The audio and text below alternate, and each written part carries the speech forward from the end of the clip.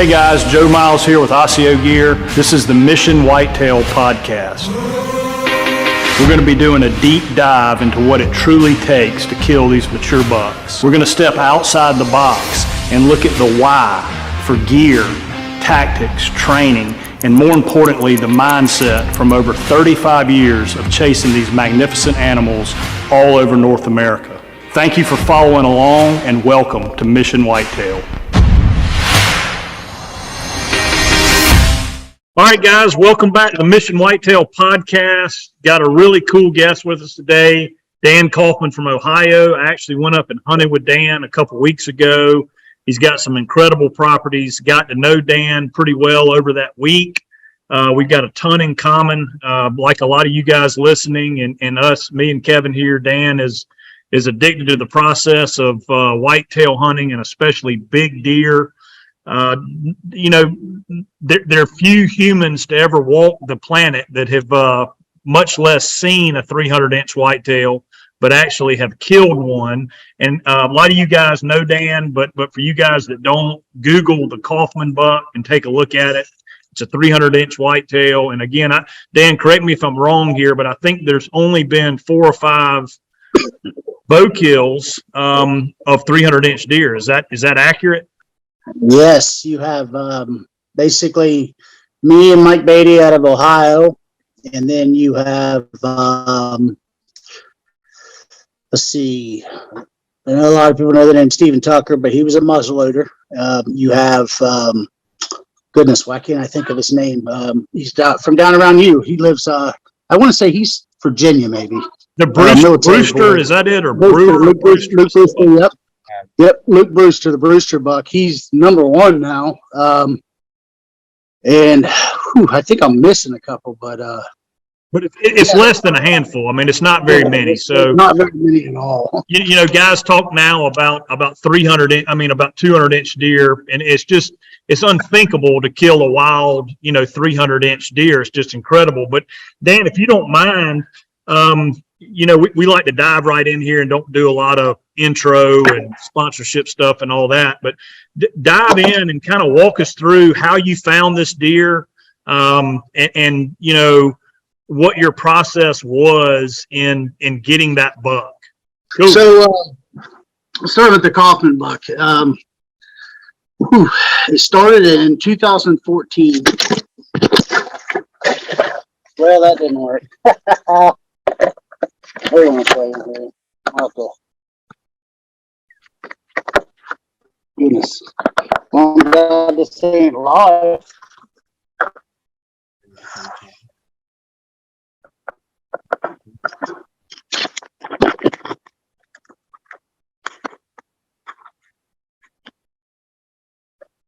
All right, that's better. But either way, so the Coffman buck started in 2014.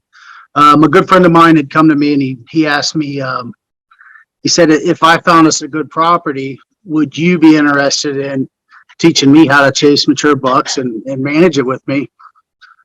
I was like, absolutely. He's a good friend of mine, Josh, and I've known him for years. He's big time goose hunter, duck, geese, and he's always whitetail hunted, but just never really that serious. So he got this property and he got us permission to hunt it. And we were the only 2 allowed to hunt on it. And we started setting up stands. Here in Ohio, we can feed. So we started nutrition in the summertime, mineral. How big of a property, Dan? How big was it? This property is roughly 250, almost 300 acres, maybe. Okay, yeah, good.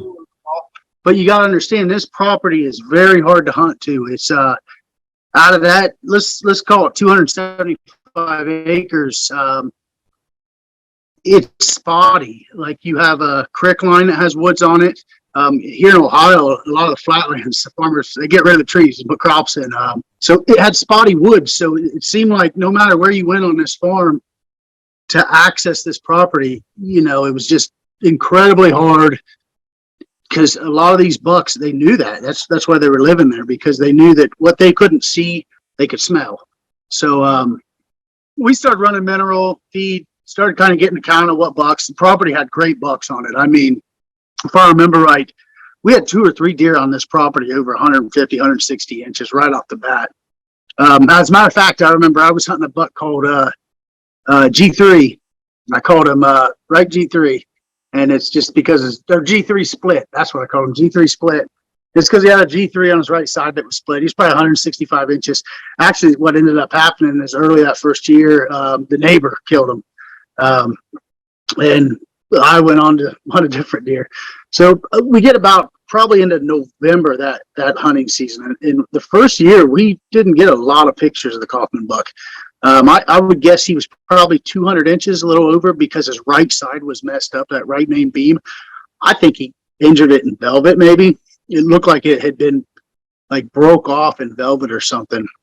But either way, we get the first picture of him, and Josh comes to me and he says, "You got to see this." So he shows me the picture of it, and it's just a real blurry picture, but you can tell like that thing's a monster, you know, and he's got a lot of non-typical stuff going on there. But I told Josh, I said, well, you know, it's the rut. It's kind of what I like to call a rut buck. You know, he's coming through. He looks the area. I said, more than likely, he'll come through and we may not ever see him again. He may decide to call it home. Who knows? I said, that's the good thing about having, you know, in Ohio where you can have feed and mineral out. When them deer come across there during the rut, you know, that sometimes you can get their attention with that feed and they'll come back late season. Well, sure enough, you know, like I said, we didn't see this deer all summer. And then, and that's not to say he wasn't there, but we had a lot of cameras running. And then we seen him during the rut, and then he disappeared for a little while. After that picture, 2 weeks later, it was roughly 2 weeks later, I get another picture of him. And by this time, it's like, no, this is a good picture. We realized, wow, this is a monster. Now, the first year, we didn't, obviously, he wasn't 300 inches. So it was a 200-inch deer. But regardless, we were after him. We were hard after him. And, you know, I've actually had people in the past say, man, how'd you pass him the first year? I said, well, it was easy. He didn't let me kill him. You know, yeah, not many people pass 200 inches. Yeah. He would have never made a world record if he'd have gave me the opportunity the first year. And that first year, I mean, I hunted my heart out. I was running a bunch of cameras. I was trying to stay out of there. We were really paying attention to the wind. And, you know, a lot of people, you know, talk about, they say, did you ever imagine killing a 300-inch deer? And I said, no. I said, I only imagined ever killing a 200-inch deer. I never even considered a 300-inch deer. And the year I was hunting him when he was 200 inches, he was just as important to me as the year I killed him when he was 300 inches. I mean, it was a big deal to me to hunt a 200-inch deer. And, you know, that's kind of why I come up with my whole slogan is dream big, hunt bigger. You know, it's you know, I only dreamed of a 200-inch deer. You know, God gave me the opportunity to shoot a 300, you know, so. Sure. But either way, that year, I mean, you know, it was definitely bigger than I ever imagined. But so that year, he kept coming to the corn pile, but he was nocturnal, and even on fence rows and everything, he was just very nocturnal. I knew come late season would be my best opportunity, probably, because we never seen him show up in the rut. You know, the rut was pretty much over by the time he came back. So I knew once we get late season, we needed 6 inches of snow on the ground for about 10 days straight. And that deer would be dependent on feed. You know, he would have to get the feed in the daylight to stay warm. So I just kept watching and backed out, stayed out. And Josh did the same thing. I think Josh seen him one time. He was hunting a creek bank, and the deer got up out of a CRP field and trotted across the field, and never seen him again. And I think it's because the wind switched on him that day, and that deer got his wind on that CRP field. It bumped him a little bit. But so we hunted the rest of that season. I want to say the first time he ever daylighted would have been January 3rd, 2014. I was stuck having to go to the ATA. And like any other year at the ATA, it was negative 15 degrees and 6 inches of snow on the ground. And everybody's there saying, why are we here? We need to be in the stand. Yeah, so sure enough, he daylights while I'm at the ATA. And, you know, which, like I said, I knew it was going to happen. And that was the last chance I had, because when we got home, it got warmer, and, you know, he just never did it again. And that's not to say he didn't come in downwind, and he may have come in downwind if I was there and smelled me, who knows. But either way, so then the next step was said, well, I couldn't kill him. And I've always been a big believer. If you can find a deer sheds, he's as good as dead next year. Because it can tell you so much about a deer, where he's bedding, where he's spending his core time, how he's traveling. There's just so much information. So, well, sure enough, I found a shed, but it didn't really give me a lot of information. I happened to find it when I was feeding, and at the time I was feeding roasted soybeans and corn, and went in to throw a bag and would have stepped on it if I wouldn't have looked down. I mean, it was laying right there, 10 yards off that file. So found that, and then I got two left sheds, and it was another farmer from the year before that found that one. So either way, after that, I was glued on this deer next year, next season. This next season starts right now. It is kind of what my attitude was. And I started moving cameras around, and I actually figured out what deer this was without antlers on his head. And I mean, I got that serious about it, figured out what deer it is without antlers, because I wanted to see how he traveled in the summertime too. There was times where I would go up on the highest hill I could find in glass and try to find him. I never saw this buck one time until the night I killed him on the hoof. I got over 1,500 camp pictures of him, but I never one time seen him on the hoof until the night that I put an arrow in him. Now, I mean, you literally, I mean, from the time you found that shed until you killed him, were obsessed, possessed, and that was all you did. Yeah, I remember going to Canada with Jeremy bear hunting, and Jeremy drove all the way up, and I sat in the back of the truck and used, I can't remember what it was called. At the time, a new app had come out to where you could transfer all your pictures, and it would tell you how they were moving according to the moon phase, the daylight, I mean, everything. And I can't remember what it was, but I spent the whole trip up to Canada transferring all these pictures into that system to where I could get an idea. Did that help you? Do you think that helped you doing that? No, not really, because but it was something to do. Yeah, it was. I mean, I was going to do anything. I even started asking. I got to the point where I came. I had a little come to Jesus meeting with myself, and I told myself I would be. I would be hurting myself to think that I had the knowledge it's going to take to kill this deer. This is a once-in-a-lifetime buck. I needed to grab every last bit of knowledge that I could, almost like I was studying for college, Yeah. I mean, I went to my neighbor who I knew, he's a big traditional hunter. He's real big into, the old school hunting of instead of feeding and you go look for the acorn trees and the trails and the saddles and figure out how these deer are moving. And he's taught me a lot over the years when it comes to that. Went to him and I trusted him and I trusted Jeremy and one other guy at my work that I trusted. And we just put our brains together constantly talking about this deer. And I remember you're going to kill him. You're going to kill him. And the whole time I was like, I never thought I would kill this deer.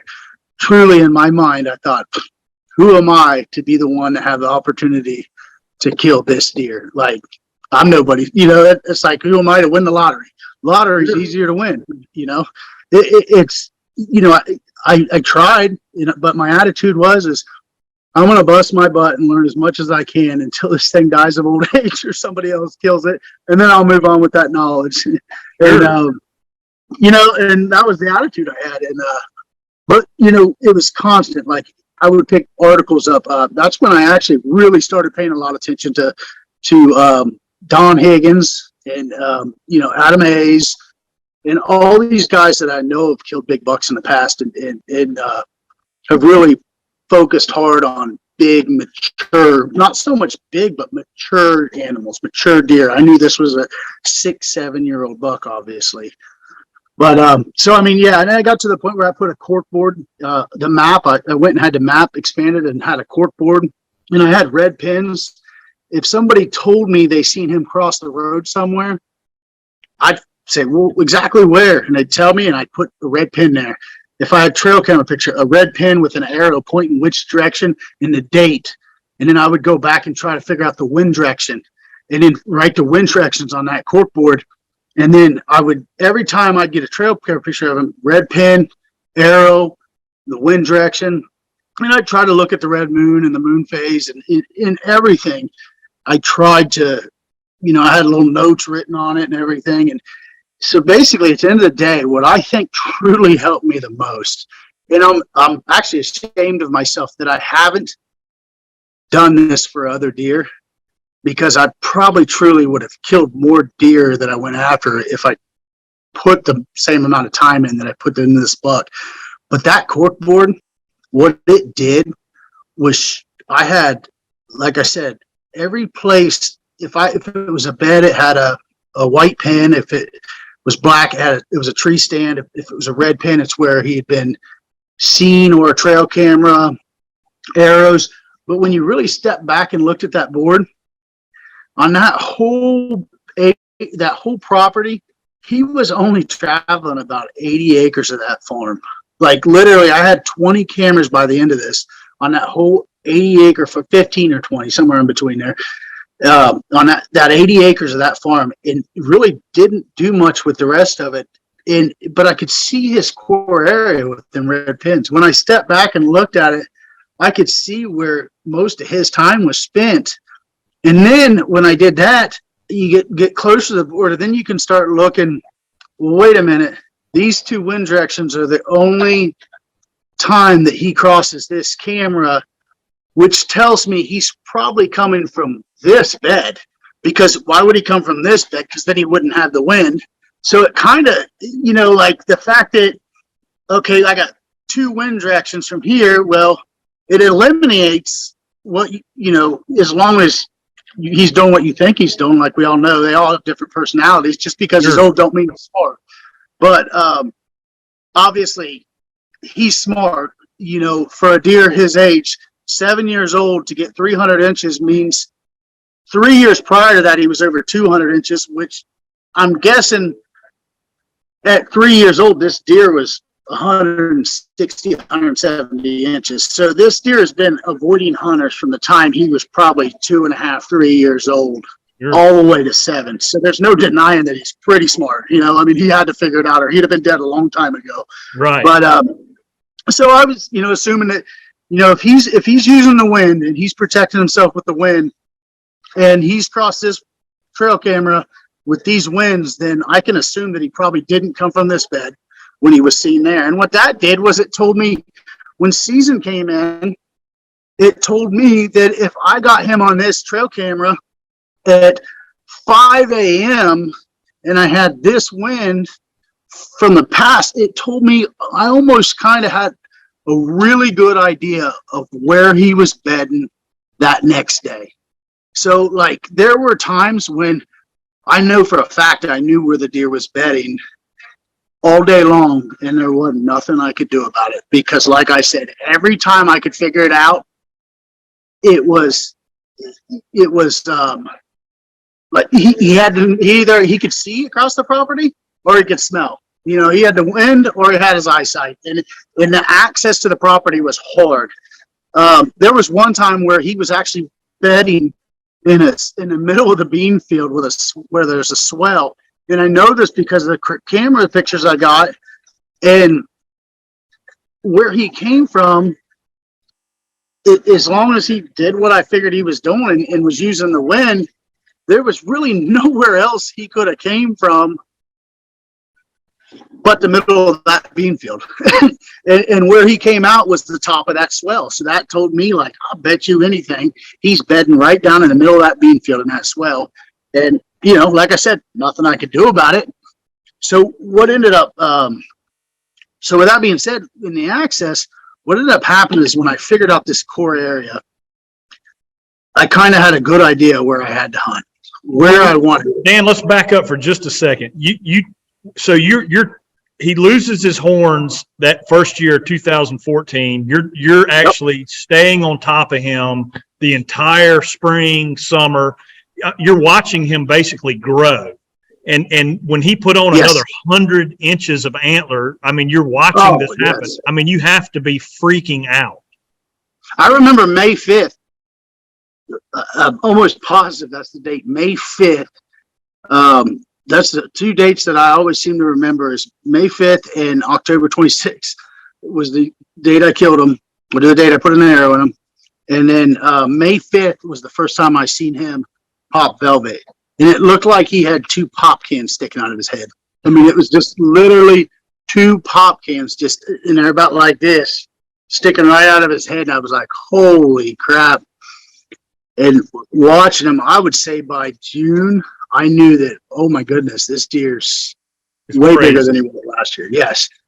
And then once he pretty much finished out, then it was like, well, this is different than a 200-inch deer. You know, this is incredible. Yeah, guess so. Yeah. An extra 100 inches of antler. Yeah, exactly. And I actually, a buddy of mine, Dan Gross, I sent him 5 or 6 pictures of it because good friend of mine, I trust him, and he's really good at, you know, putting deer down on paper and getting a score on them, and just with pictures.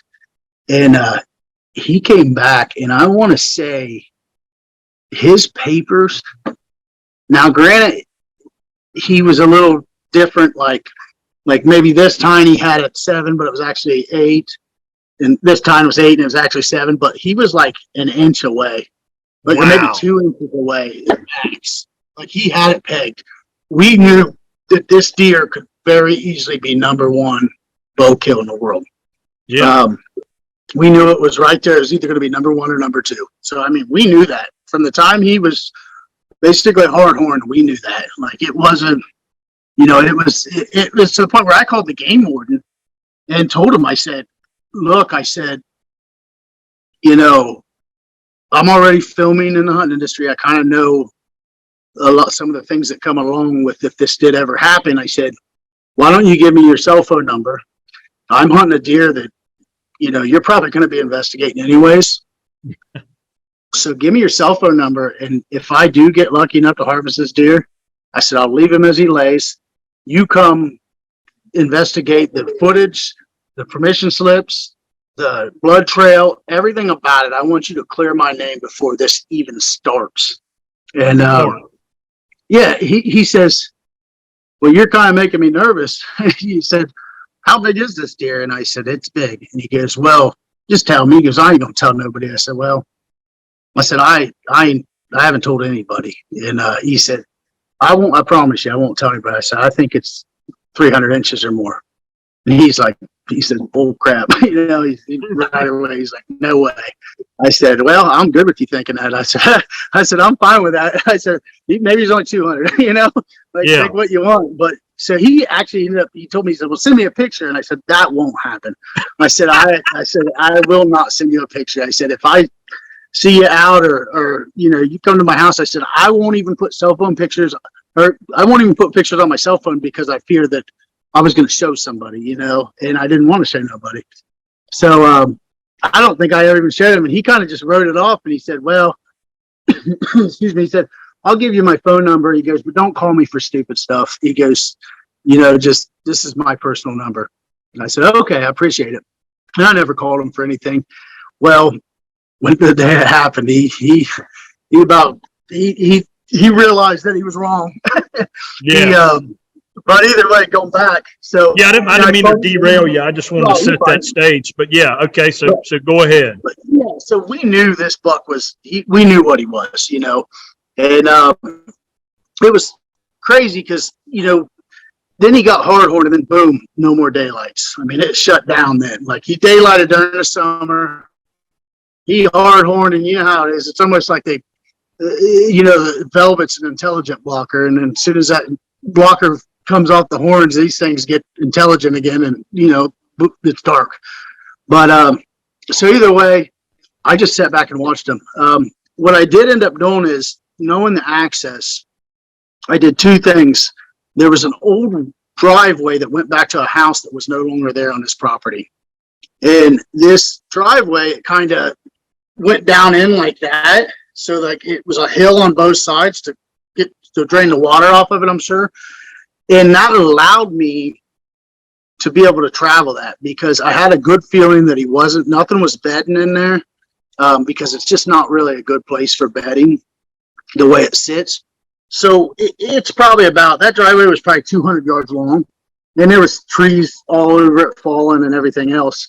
And I had to actually go through there with little cutters and kind of move stuff and cut my way through it, and made a little trail that literally at times I was on my hands and knees going under logs, and it would take me, I bet you'd take me an hour 45 minutes to an hour to get to my stand, accessing it like this.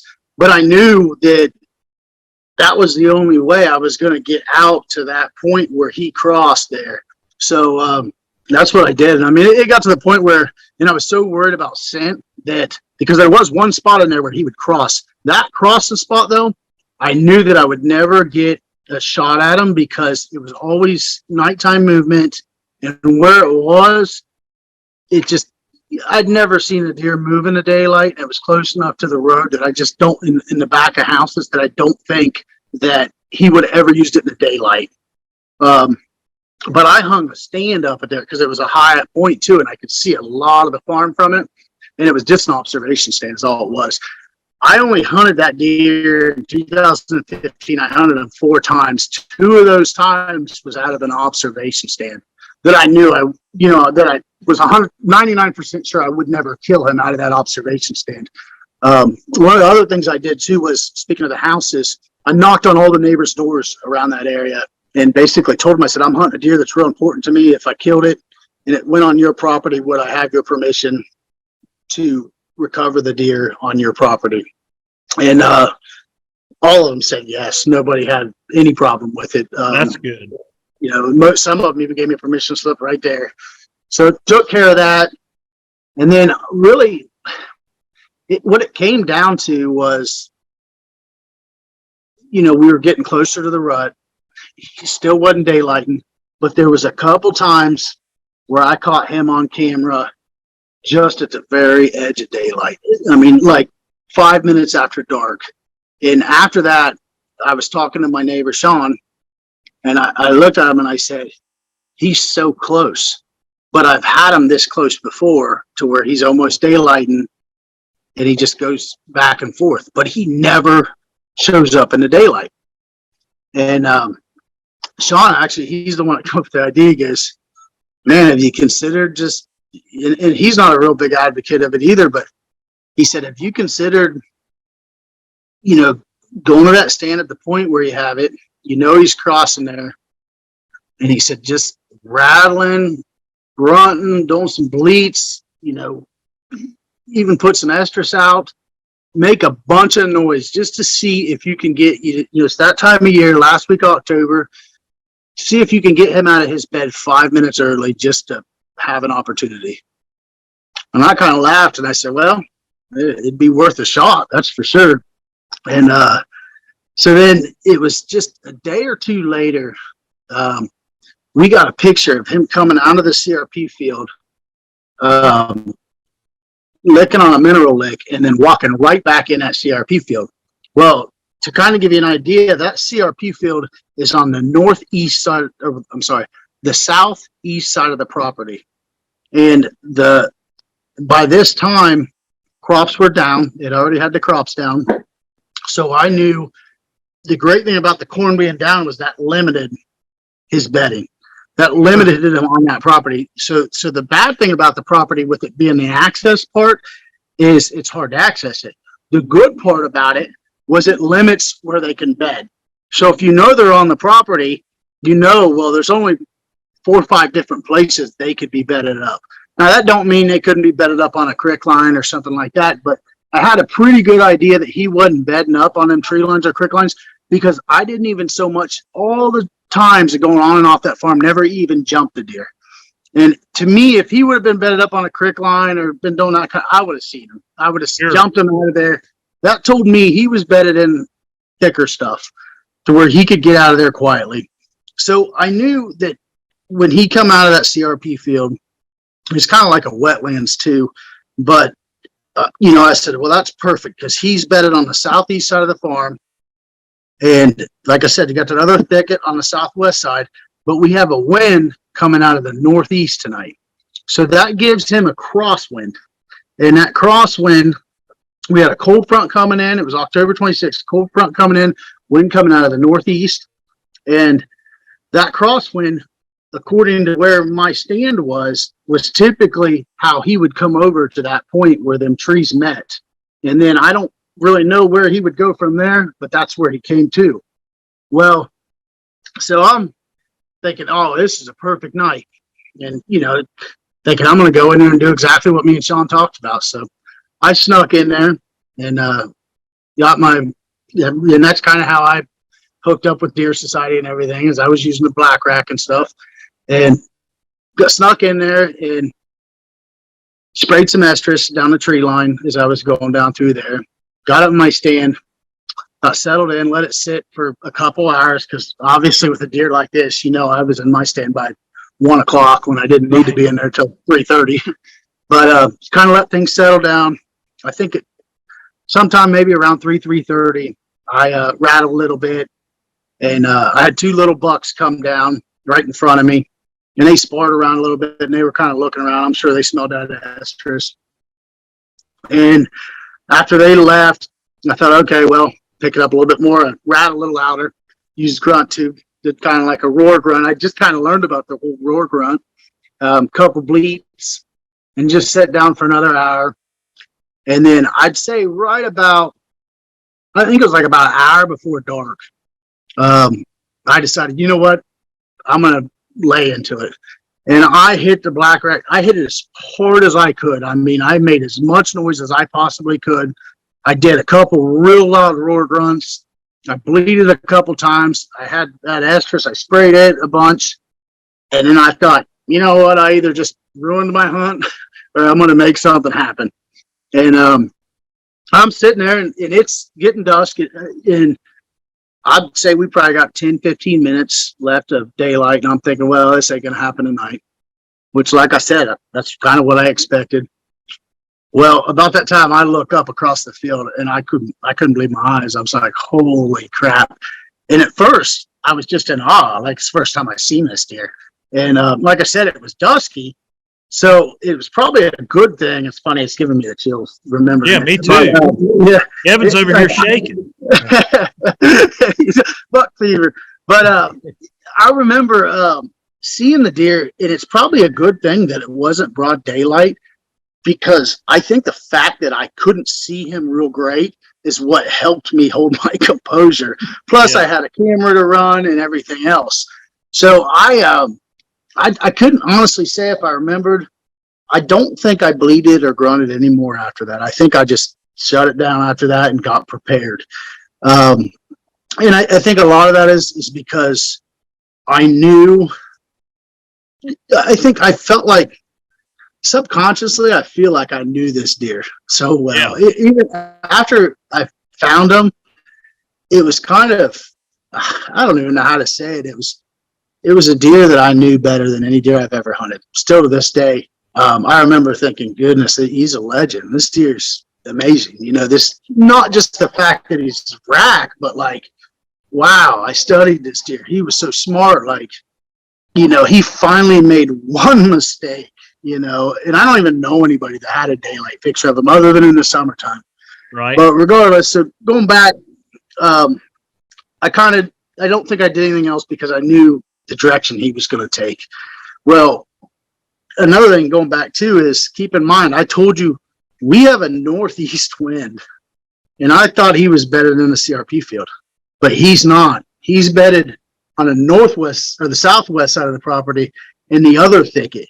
Sometime across that in that morning, he got up and crossed that field.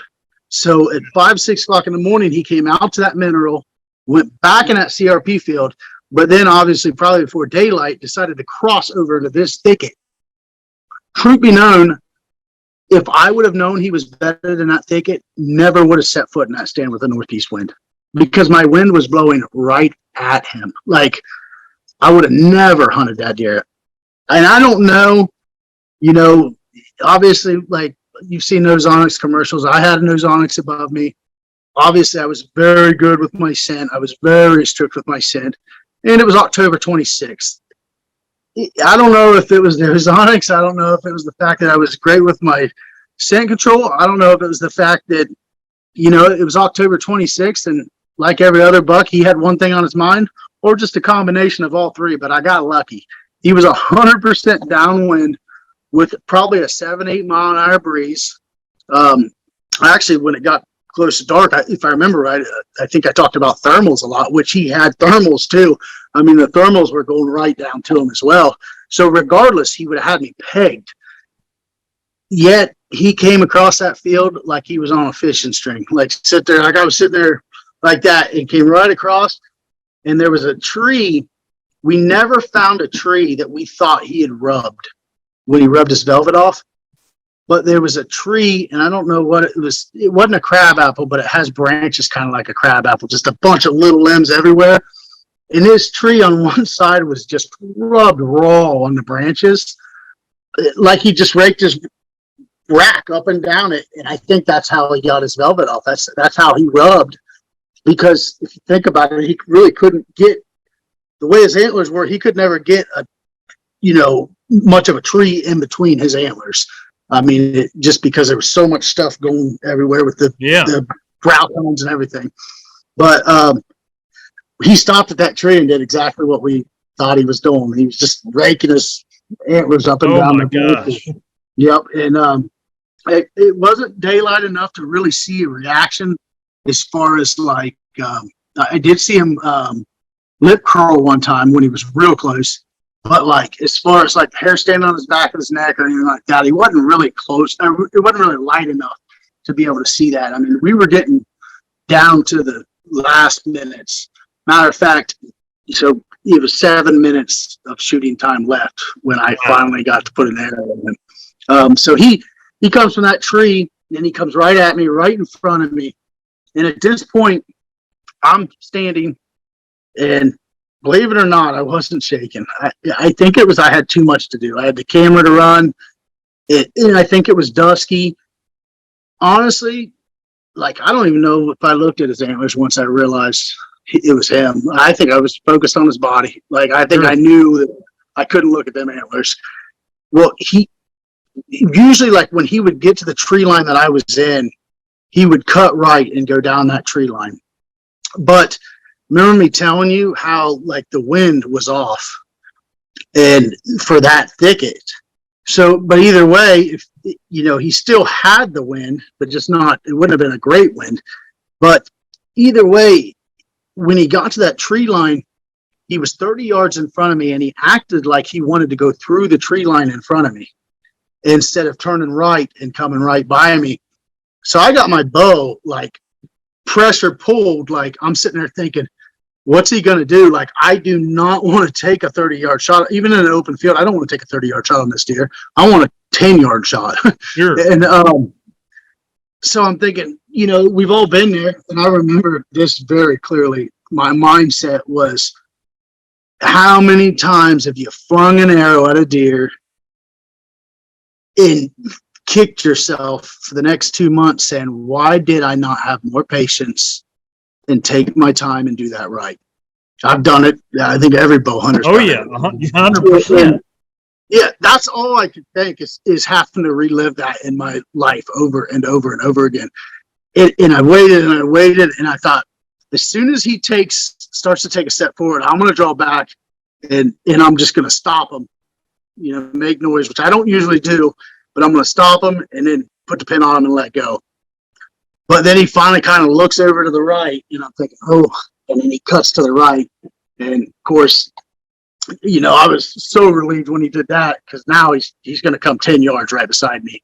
And when he came right beside me, I drew back, and unfortunately, he did walk out of the camera before the shot, which you can hear the shot and you can see his body during the shot, and you see him run away with a blue knock sticking out of him. But and I won't lie, like, that wasn't a moment in my life where I took a pin and put it at the shoulder and went back a little bit and up a little bit. Like, I center massed that deer. Like, honestly, I remember, like, when I was done thinking, I didn't even really aim at that deer. I shot for center mass of his body. I don't, I suppose just nerves, something went wrong, obviously, but I did not focus on a great shot on that deer. I pulled back, put the pin center mass, and shot the deer. And luckily, it was a good enough shot. Now, it did take, I watched the deer run away that night with the arrow sticking out of him, had it on film, and didn't look like I had a lot of penetration. It was, oh my goodness. Oh my gosh, horrible. man. So this is getting better and better by the second. Yeah, all right. So I called my best friend Jeremy. I said, Jeremy, I shot him. He goes, no, you didn't. He's like, hey, I'll be there to pick you up. Dan Gross, a friend of ours, had killed like a nice deer, like 168 inches or something like that. And we were going to go look at it and say hey to him that night. And Jeremy was supposed to pick me up. Well, I called him and I said, I just shot him, man. And he goes, no, you didn't. And I'm sure he said a few choice other words. And I said, no, I'm dead serious. Get out here. Help me get out of this tree stand. I'm literally hugging my seat right now. I'm shaking so bad. Once I shot him and put an arrow in him, I went into like a full-blown panic attack. Like I couldn't, like I was shaking. I couldn't breathe. I literally got to the point, even though I was strapped in and harnessed in, I literally like kneeled down on my stand and held onto my seat of my tree stand. Gosh. Yeah. So it took a long time to get calmed down. I finally get calmed down, and Jeremy's not there yet. And the funniest thing ever, I don't know what I was thinking. I don't think I cared, but it looked like it was dark by this time, obviously. It looked like a yard sale. Now, any other time I would have left most of my stuff in the tree.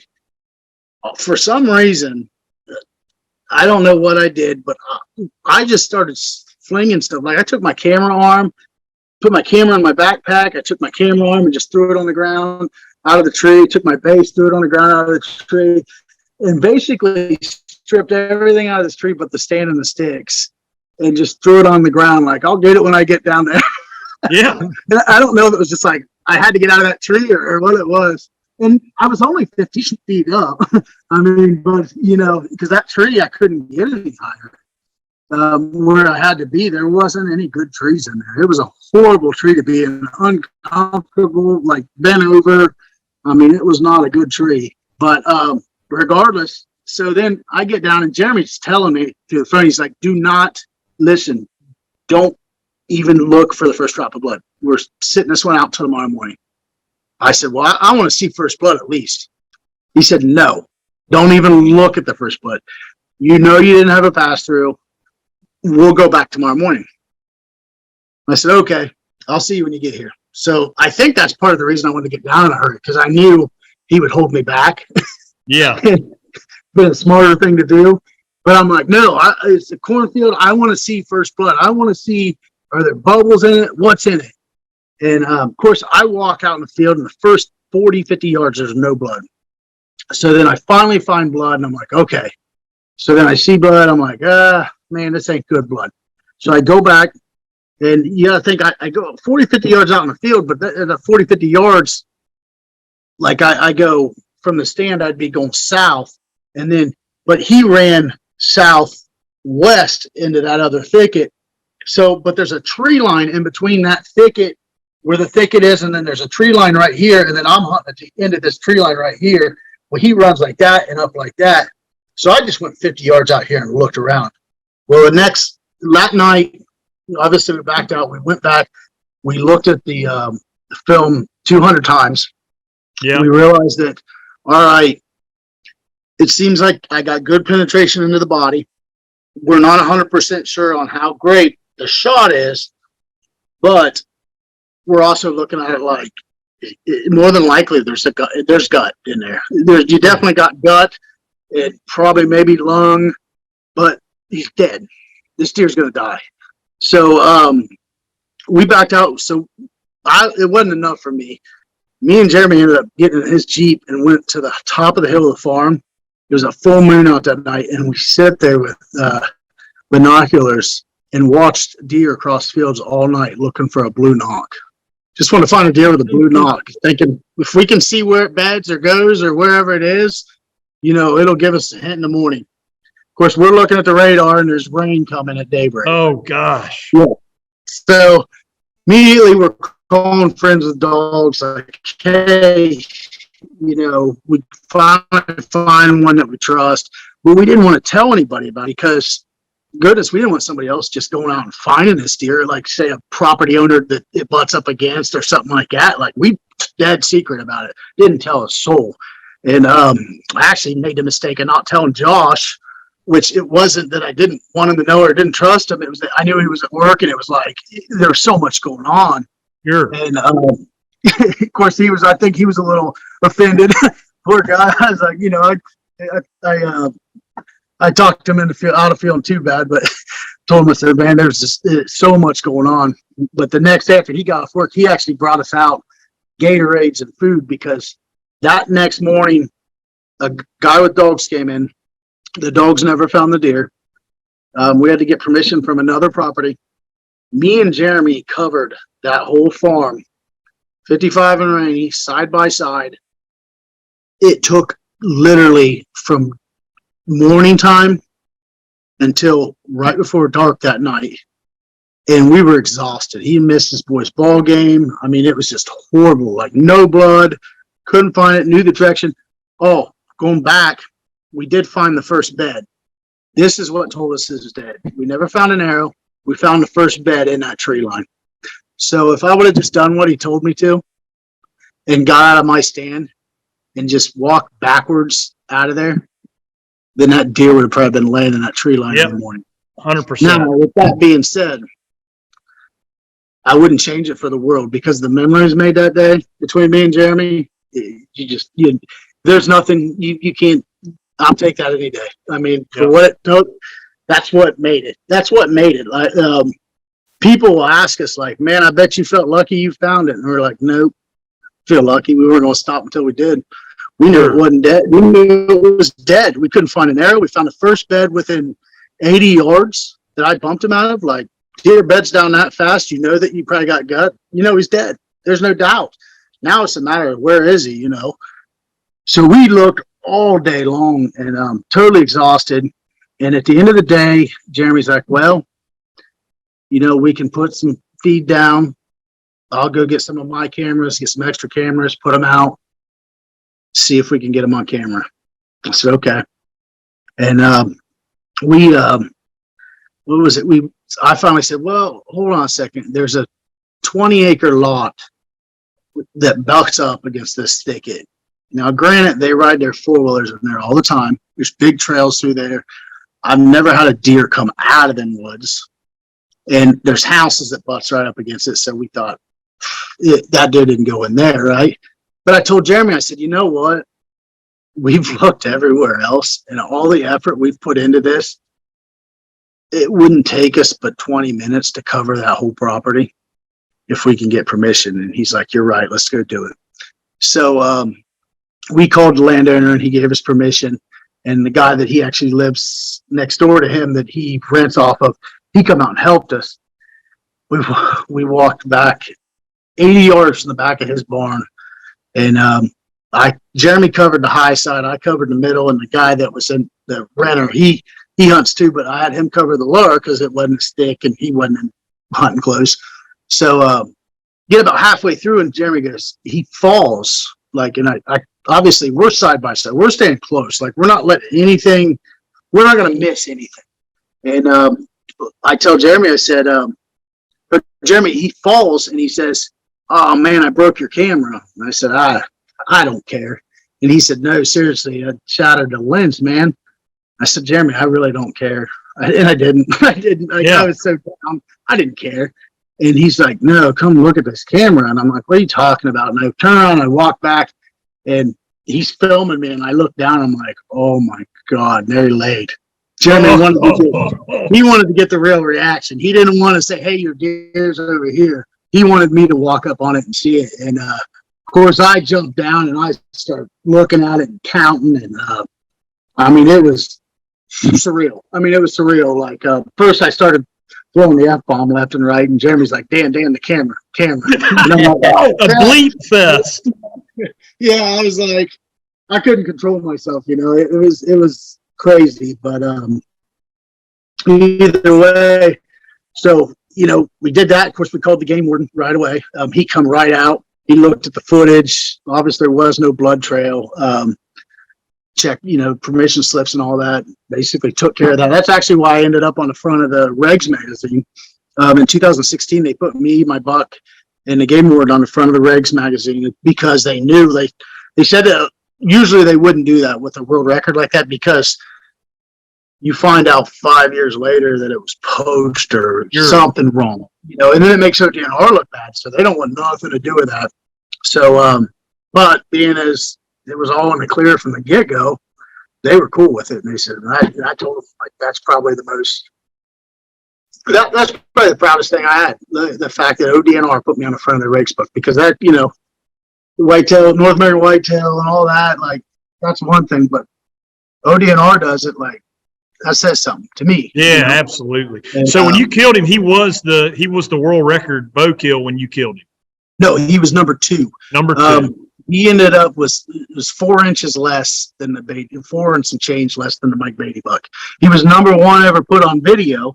Yeah, not number 1 shot on video because the shot wasn't technically on video, but he was number 1 ever, biggest ever put on video. Number 2 biggest ever killed with a bow. Yeah. So yeah, it was. That's insane.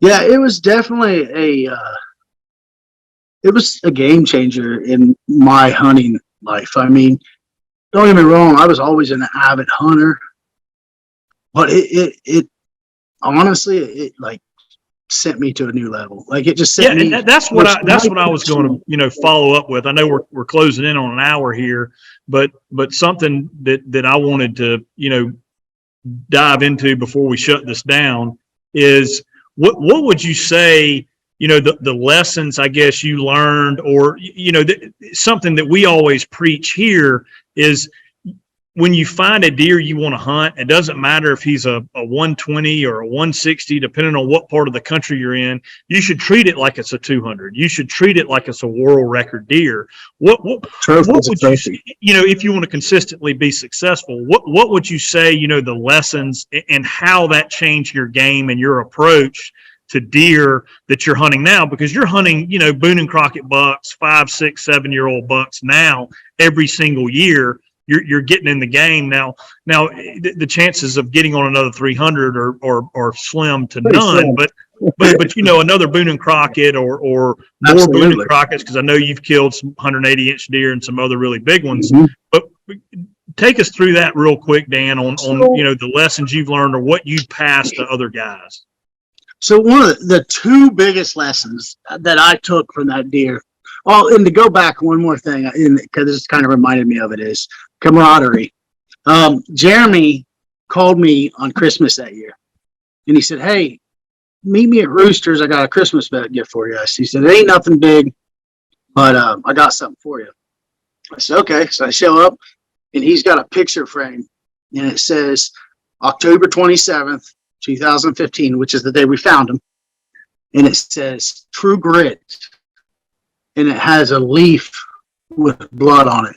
It was the first blood. It was the leaf with the first dot of blood found. He thought that day to pick him up. Yes, it was, like I said, gives me chills. So, that's kind of, yeah. Then that's where I get at with the whole camaraderie thing is, for years, I would say 5 or 6 years, I grew up hunting with my family, big family, into hunting. 10 guys on a 300-acre property that we leased, you know.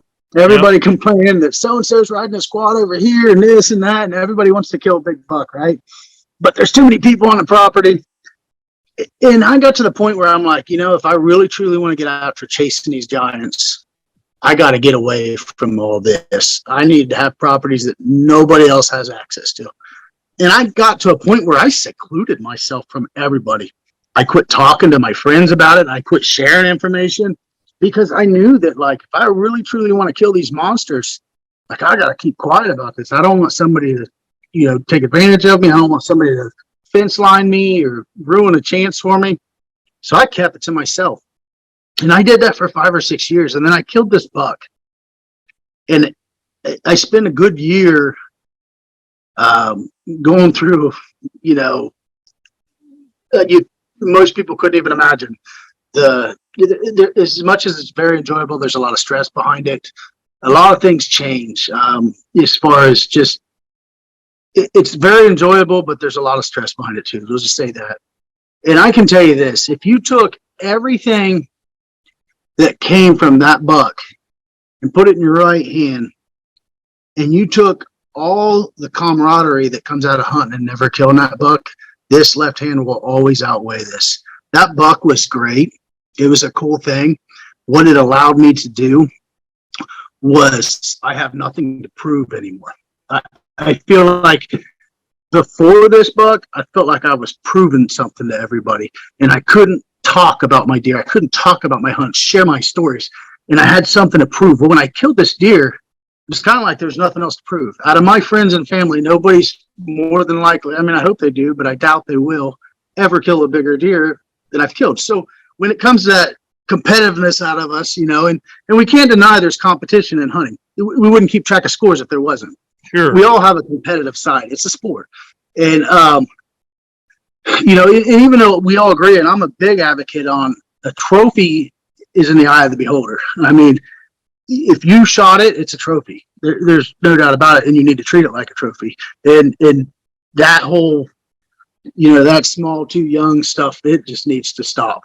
Because hunters should not be hunting for other people. You hunt for yourself, your own self-preservation, and you should be enjoying it. That's what you work every day for. That's to go out and enjoy hunting. So I guess the big thing is I'm finally at a point in my life where I actually enjoy hunting more. I enjoy being around people, hunting with people, sharing the stories, telling them. I tell everybody about my big deer, a deer that back in the day I wouldn't have told a soul about. I tell people about my deer that don't tell me about their deer, and I understand where they're coming from because I've been there. But it's like it taught me that. I guess I think it taught me that the camaraderie of hunting is way bigger than anything you feel like you have to prove. There's so much that can be enjoyed if you let it, and try to trust people. And I know that you'll get burnt. There's times people will get burnt, and obviously everybody has to kind of go down their own path, but it made it more enjoyable for me to be able to do that. And be able to share it. No, that's awesome, man. Well, that's incredible. Yeah. Just a world-class animal. The number 2 when you killed it, largest whitetail ever killed with a bow. I mean, that's insane. Yeah. And the effort that went into it, and then it's an experience. Basically, you could say nobody's going to go through, 99.999% of the people are not going to go through that. But, you can make it relative where, in South Carolina and Florida, you find the 120, you've been killing 100-inch deer and you find the 120, and it can happen. You can close the deal if you work hard at it, if you stay after it, if you really obsess over all the details, and that's the game we like to play. The one thing you just nailed is the other thing is detail orientation. I mean, that's one of the other things that taught me is the fact that when you're after a buck, the more detail oriented you can be, the more how do I put it, OCD about everything that you can be. If you think, let's give an example. You're hunting a deer and you're doing the same thing over and over again, but he's not showing. Shows up on camera in the daylight when you're not there, but then you go hunt him and he don't show up. You got to really start thinking in your head, like, is this deer hunting me? Like, so, and you think, well, maybe it's my access. And you think to yourself, well, where could I walk? Where could I access this property that guarantees this deer won't see me? Oh, goodness, that's 3 miles. Walk 3 miles, you'll kill him. Yeah. I mean, this is the truth. there was a time that I was after a big buck and I ended up killing him. And, but he was 200 inches. And I literally hunched down for 300 yards, probably 300 feet at least, 100 yards, and walked across this field, hunched down to allow a hill to cover me, and got back there and seen the deer that night. and it's like, it don't, like, and that's the one thing I look back on this deer. I was very detail oriented. Every single thing I did, to the point where I'd set my cameras up where I could do everything right up a side by side. I didn't step foot on the ground.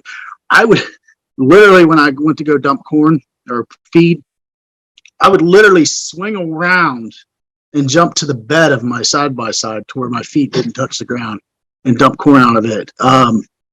When I went to walk back in my hunting clothes to go hunting, I would literally, all my life I've hunted with my pant legs inside of my boots. I don't know if it's because I thought it would look cooler or what, but what I learned about when I was hunting, I realized, I'm going to get my pant legs all sweaty walking. And then when I sit down, my pant legs are going to come out of my boots about 3-4 inches. Well, then that sweat mark around there is smell. So I'm like, I got very, got very serious about that and said, okay, I'm going to start putting my pant legs over my boots. So then when I put my pant legs over my boots, then I'm like, oh, wait a minute. Now I'm going to walk through the brush and my pant legs, they're going to scrape the brush instead of my rubber boots and leave scent on the brush. So then I would hike my pant legs up, like past my boot to where they were kind of laying on top of my boot, walk to the stand. And then when I got to the stand, put them back down over my boot. And I guess to some people that may sound crazy, but truly the more detail oriented you can be, the more, thoughtful you can be on every step. These deer are smart. I mean, me and you talked about it. If you don't think Mother Nature is way smarter than we'll ever be. We'll never figure it out. A deer is, like me and you talked about this, deer is born without scent, so it can protect itself from coyotes. Now that deer just came out of a body. It came out of its mom's body, and it doesn't smell. That Mother Nature's that smart. Oh yeah. If we think that we've touched the beginning of what Mother Nature has to offer, we're lost. Yeah. And I think there's never. That's the great thing about hunting is the two greatest things about hunting is two guys can go out and hunt, and one guy can put in 110%, and this guy can put in 20%. Well, this guy will get just as much enjoyment with 20% as this guy does with 110%, because it's all on mindset. He's enjoying what he's doing. But this guy that puts 110, 9 times out of 10 will reap the benefits of his work just as much as he put in. Where this guy will only reap the benefits of what he put in, but he still enjoys those benefits. He's still going to enjoy what he reaps because it's what he wants to do. And that, I think the great thing about kids is it teaches them, like, you put the work in and you'll get out of what you put in, Yeah, no doubt, man. I mean, it's the details absolutely matter, and it takes what it takes. You got to work hard at it no matter what. There are no shortcuts. You can get lucky, but to consistently kill these big mature deer, it takes the effort. It takes staying persistent, and every detail absolutely matters. Absolutely. Yeah, absolutely. Well, Dan, man, thank you so much for being on today. I know we're a little over an hour, so buddy, I really appreciate it. And I might be hitting you up late season after you get one knocked down, because I absolutely have the itch to get back up there in God's country where you live. You're welcome anytime. Well, buddy, I appreciate it, man. Thank you again. Yep. Thank you. We'll see you guys later. We'll talk to you soon. All right. See ya. Hey, pal.